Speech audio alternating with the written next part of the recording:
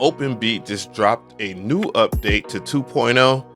RIP Suno. If you're interested in learning more about Openbeat AI, then the link will be in the description box. Existing members get premium plugins. There are 2 available right now and 2 in development. We're celebrating version 2.0. You can see how it compares to all of the competition out there. And you can see it is a one-time payment. Link in the description box, yada, yada, yada. Big shout out to Openbeat. Let's go. Let's start off by talking about this new tool, which is called Chordio, which recognizes whatever you play and then makes progressions based off of that.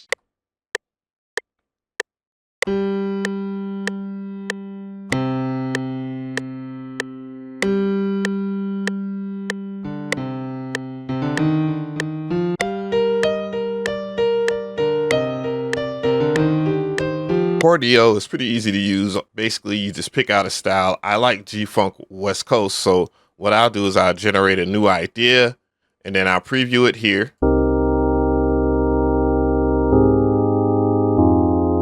Then I'll drag it and drop it into my DAW, and you can use any DAW for any of these tools. I use Superstition, which is a free plugin for those who already are a part of Openbeat, and then I'll play my progression.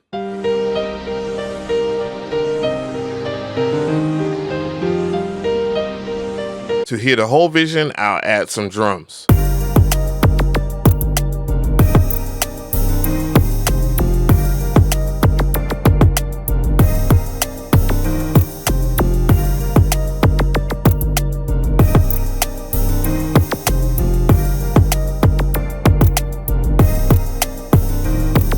Let's talk about the Superstition plugin. We'll arrive at this part of the composition right here because it's the chords. The drums will play. Matter of fact, I can turn these drums off.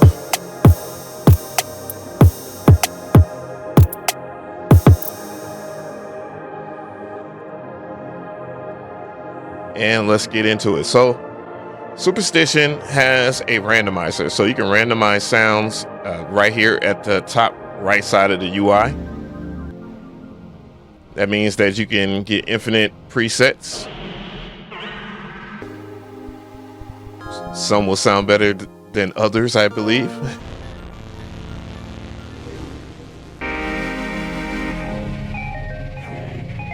While others will sound incredible. It does have its own presets and all that stuff, so you want to experiment with different sounds, you can.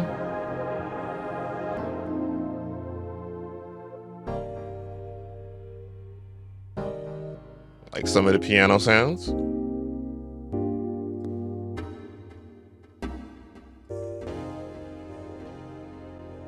Every part of this UI has different functions, like you can loop, you can one shot, you can granular, you can reverse too. Like if you wanted to reverse that or this, add lo-fi filters,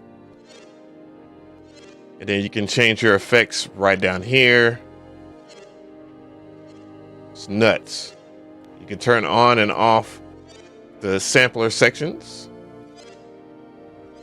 But this gives a lot of flexibility.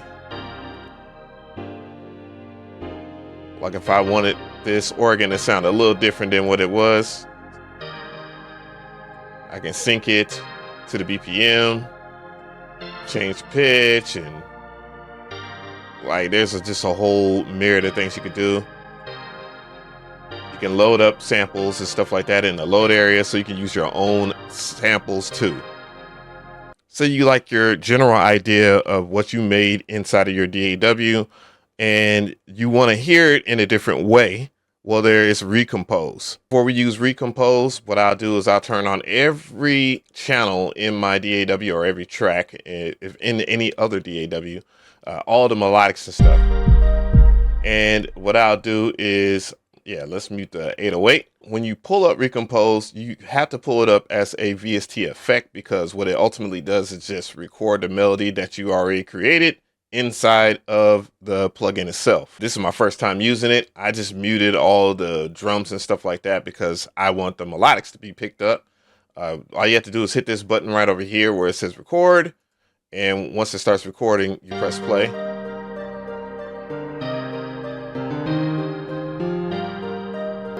And when you're done, press stop. All right, it says play original, so we'll play original. I wish you can get rid of all this extra stuff, but I guess I could have played it right from the part I wanted to sample in there. And once you do all that, you can add a prompt. So I'm going to make sure that it has some defining things. So it needs to be a C minor. So C minor, and then I'll type in 96 BPM. I don't know if I want bright brass or whatever, but you know, we'll see what it can come up with. Because if the brass is fire, it's fire. No drums, bro. No drums at all. And you can hit generate and pray to the gods of AI. And then it just shows you basically the process here. Okay, the moment of truth. Now we get to hear what happened.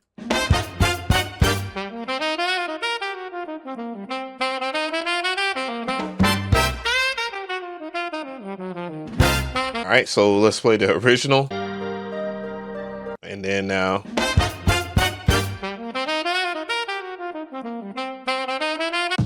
It is in key, and I don't necessarily know if I would use it, but it's usable within your track. I do like some of the stabs on the brass though. By the way, you can drag the MIDI over. So if I was to drag the MIDI over into a track I don't care about, boom, over here, accept, then it's there. It will just be under MIDI. What I'll do is I'll grab Serato Studio or Serato Sample, my bad, and then I'm going to chop it up in there. And the answer is yes, you can drag and drop your WAV file into Serato Sample or any other sampler that you own. All right, here we go.